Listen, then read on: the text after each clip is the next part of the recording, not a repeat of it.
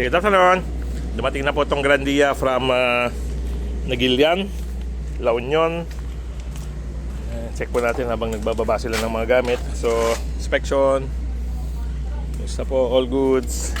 Okay. And then, ito po yung kanilang karga. Sige, Mang Bart, kaya naman din natin nayawid. So, ito po yung kagandahan ng pinagawa nating cover.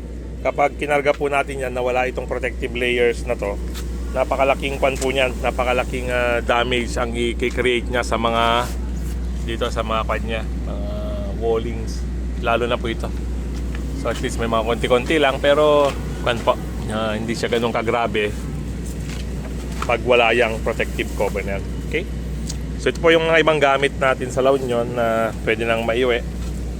Ito yung air na merong lalagyan ng yelo para pampalamig. Okay, base plate ng ventilador. Ato, pwede pa pala tayong pwedeng gamitin, Mang Vic? Oo, sir. Na net? Okay. Ato yung mabaling nga pakabil di opisina niya. Dito ba? Pwede yung pangalan. Talo gayam. Oh. Sa ating talo nga tables, hindi pa ilang opisina, Mang Bart. Okay. So, aircon. Manong aircon na yawid? Duwa, sir. Dua. Okay, so dalawang aircon. Air compressor. So tingnan nyo po, napakalaking bagay nitong pinagawa natin. So highly recommended po ito na magpagawa kayo sa upholstery shop.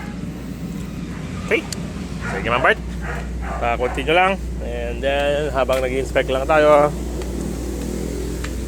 Ayan. Okay, so all good sa po. Gamit, kailangan malinisan. Okay. So thank you Lord at arrive safe and sound po sila. So, more travels to come.